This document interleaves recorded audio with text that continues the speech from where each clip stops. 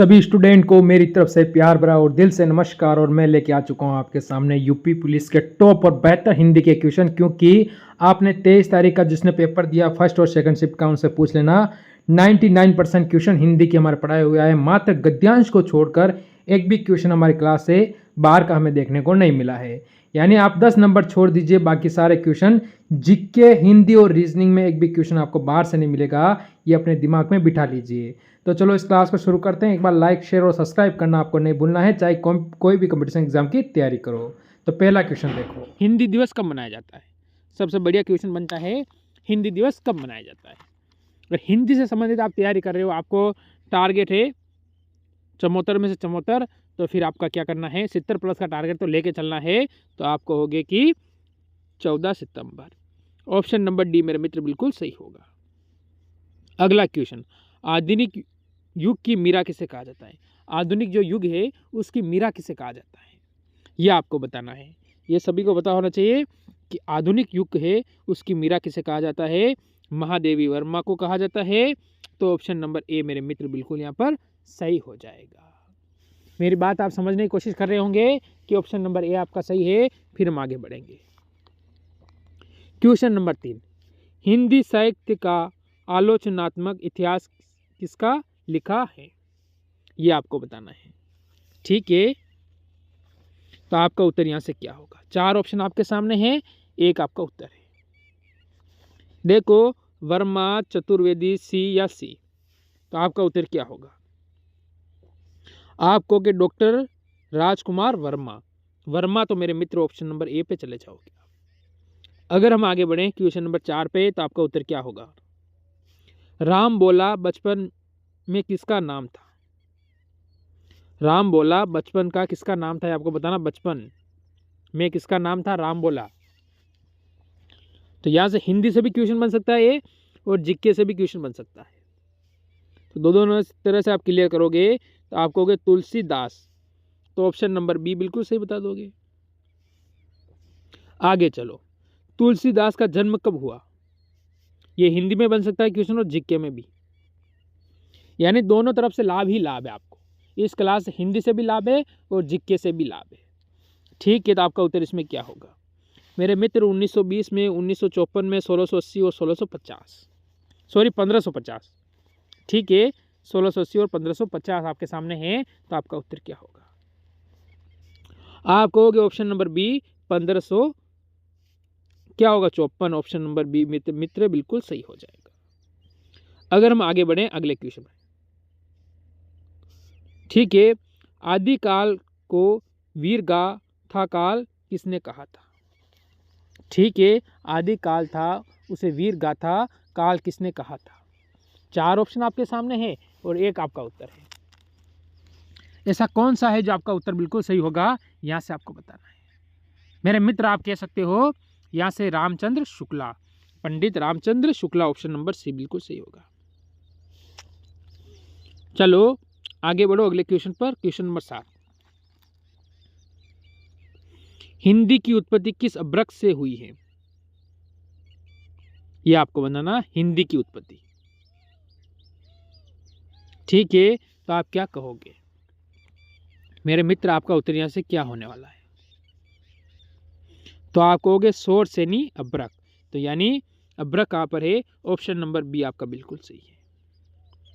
ठीक है, फिर अगर हम आगे बढ़ें अगले क्वेश्चन पर। निम्नलिखित में से कौन कवि राष्ट्रीय कवि कहलाते हैं।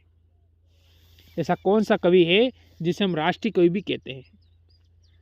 जैसे कि बच्चन, हरिवंश राय बच्चन पंत, सुमित्रा नंदन पंत गुप्त, मैथिली शरण गुप्त और दिनकर रामधारी सिंह दिनकर। ठीक है, ये इनके उपनाम भी आपको पता होना चाहिए, पीछे से लगते हैं। तो आप क्या कहोगे मेरे मित्र। 8 नंबर का उत्तर आप क्या दे रहे हो यहाँ से। तो आप कहोगे मैथिली शरण गुप्त। तो ऑप्शन नंबर हम सी पे जाएंगे, जो बिल्कुल सही है। आगे बढ़ो, आधुनिक युग का तुलसी किसे कहा जाता है। आधुनिक युग का तुलसी, तुलसी किसे कहा जाता है। तो आपका उत्तर क्या होगा। पंत, विद्यापति, गुप्त या बच्चन। ठीक है, आपका उत्तर क्या होगा मेरे मित्र। ठीक है, तो आपका उत्तर कहोगे मैथिली शरण गुप्त, तो ऐसा हो सकता है ऑप्शन नंबर आपका सी बिल्कुल सही है। अगर हम आगे बढ़े क्वेश्चन नंबर 10 पर, हिंदी साहित्य में किस कवि को कवियों का कवि कहा गया है? हिंदी साहित्य के अंदर ऐसा कौन सा कवि है जिसे कवियों का कवि कहा गया है? तो आपका उत्तर क्या होगा? जल्दी बताएंगे मेरे मित्र, आपका उत्तर यहाँ से क्या होने वाला है। ठीक, तो आप कवियों का कवि कह सकते हो किसे? हरिवंश राय बच्चन, अज्ञे, मिश्र, बहादुर सिंह। 4 ऑप्शन आपके सामने हैं, तो आप कहोगे हरिवंश राय बच्चन, यानी ऑप्शन नंबर डी बिल्कुल सही है। अगर हम आगे चले क्वेश्चन नंबर 11 की ओर, महात्मा गांधी ने हिंदी के प्रसार प्रचार के लिए किस संस्था की स्थापना की थी? ठीक है, गुजराती हिंदी पीठ विद्यापीठ, या फिर होगा आप कह सकते हो हिंदुस्तानी प्रसार सभा, या फिर हिंदी साहित्य सम्मेलन, राष्ट्रभाषा प्रसार समिति। ऑप्शन चारों अच्छे हैं और बढ़िया ऑप्शन है, तो आप कहोगे राष्ट्र प्रचार हिंदी समिति, राष्ट्रभाषा प्रचार हिंदी समिति, ऑप्शन नंबर डी होगा। आगे चलो, मानक हिंदी क्या तात्पर्य है?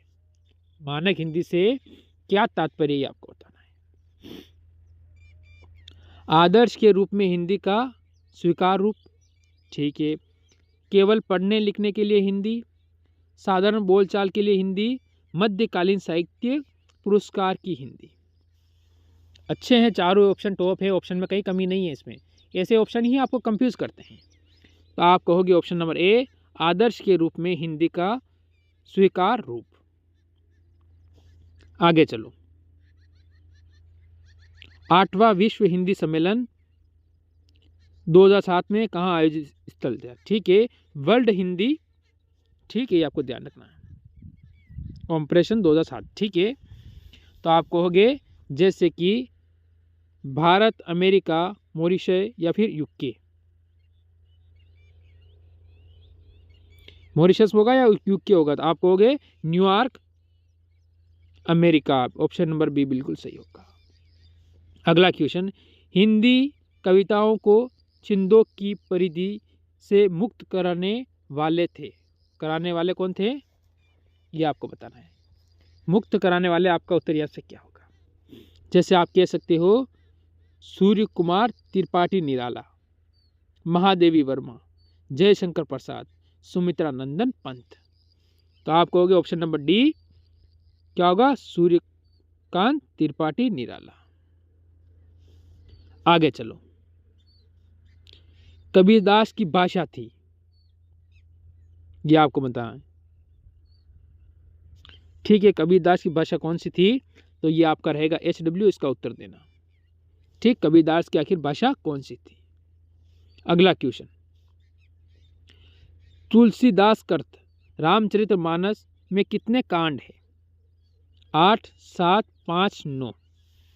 ऑप्शन सारे अच्छे हैं और लगता है कि यही सही होगा, लगता है यही सही होगा, फिर कहोगे ये सही नहीं होगा। तो आपका उत्तर क्या हो रहा है जल्दी से बता देंगे इस क्वेश्चन के अंतर्गत। मेरे मित्र कौन से ऑप्शन पे आप जा रहे हो? आप कहोगे 7, तो ऑप्शन नंबर बी बिल्कुल सही है। अगला क्वेश्चन, दक्षिण भारत की हिंदी प्रसार सभा का मुख्यालय कहाँ पर स्थित है? दक्षिण भारत का देखो, हैदराबाद, बेंगलोर, चेन्नई, मैसूर, क्योंकि चारों ऑप्शन दक्षिण भारत की है।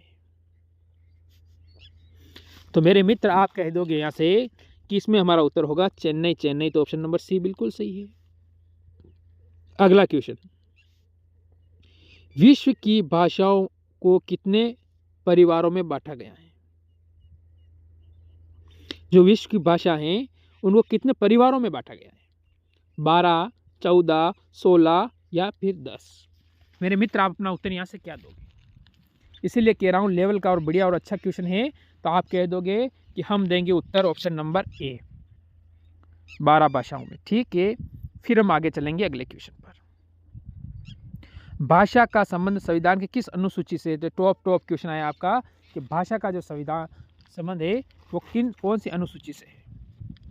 आपके सामने 4 ऑप्शन हैं, 10वीं, 11वीं, 8वीं या 9वीं, ठीक है, या 9वीं, 8वीं, 9वीं, 10वीं, 11वीं। जल्दी बता दो आपका उत्तर यहाँ से क्या आ रहा है।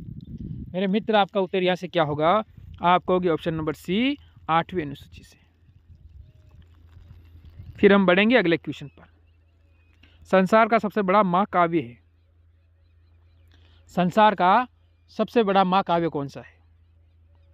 रामायण, महाभारत, गीतांजलि, या इसमें से कोई नहीं। ऑप्शन नंबर डी की ओर भी आप जा सकते हो।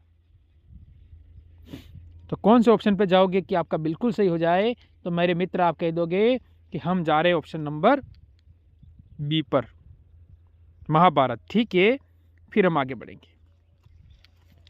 अगला क्वेश्चन का आप लोग उत्तर देंगे। क्या आ रहा है आपका यहाँ से? क्वेश्चन का हमें कहना है 21 नंबर का। देखो, संसार की भाषाओं में हिंदी का कौन सा स्थान है? ये संसार की ये भाषा है, इसमें हिंदी का कौन सा स्थान है ये आपको बताना है। तो क्या कहोगे आप? पहला, दूसरा, तीसरा या चौथा? प्रथम, सेकंड, थर्ड या फोर्थ? क्या आपका उत्तर है इसमें? मेरे मित्र कौन सा आपका उत्तर है जो बिल्कुल सही हो जाएगा? तो आप क्या कहोगे? इस तरह से आप कहोगे कि हमारा होगा तीसरा, जो ऑप्शन नंबर सी बिल्कुल सही है। आगे चलो, अगला क्वेश्चन। हिंदी किस परिवार की भाषा है? हिंदी की जो परिवार है वो कौन सा है? इसीलिए बोलता हूँ इंपॉर्टेंट क्वेश्चन है, सारा नॉलेज आपको इनके बारे में होना ही चाहिए। मेरे मित्र आप कह दोगे क्या होगा आपका उत्तर? ठीक है, भारोपीय। भारोपीय का मतलब ऑप्शन नंबर बी बिल्कुल सही है। अगला क्वेश्चन, हिंदी का प्राचीनतम रूप मिलता है कहाँ से? ऋग्वेद से, सामवेद से, यजुर्वेद से, अथर्ववेद। वेद चारों है, चारों वेद आपके लिए इंपॉर्टेंट है। वेदों से भी एक क्वेश्चन बन सकता है, चाहे हिंदी में बनो फिर या जीके में बनो। मेरे मित्र आप किसकी ओर जाओगे जो बिल्कुल सही है? तो आप कहोगे हम जाएंगे ऑप्शन नंबर ए पर, ऋग्वेद। अगर हम आगे बढ़े क्वेश्चन नंबर 24 की ओर। क्वेश्चन का क्या कहना है? देखिए, हिंदी साहित्य सम्मेलन प्रयाग की रचना कब हुई थी? ऑप्शन आपके सामने 4 है, 1910, 1915, 1920, 1925 ईस्वी। ठीक है, तो आपका उत्तर यहाँ से क्या होगा? मेरे मित्र ऐसा कौन सा ऑप्शन है जो आपका बिल्कुल सही हो जाएगा, जो आपका एकदम सही है? तो आप कहोगे कि हमारा उत्तर होगा ऑप्शन नंबर ए, 1910। चलो अगला क्वेश्चन देखो क्या कह रहा है। हिंदी भाषा का पहला समाचार पत्र है। ठीक है, तो आपका उत्तर क्या होगा? हिंदी भाषा का प्रथम समाचार पत्र कौन सा है? तो आप कहोगे उदन मार्तंड। ऑप्शन नंबर बी बिल्कुल सही होगा। तो ये थे आज के टॉप क्वेश्चन। जरूर कमेंट करना आपके कितने क्वेश्चन सही हुए। मेरे मित्र अच्छा लगे तो एक बार वीडियो को लाइक कर देना और मेरे साथ जरूर जुड़े रहना। आज मेरी तरफ से आप सभी को जय हिंद, जय भारत।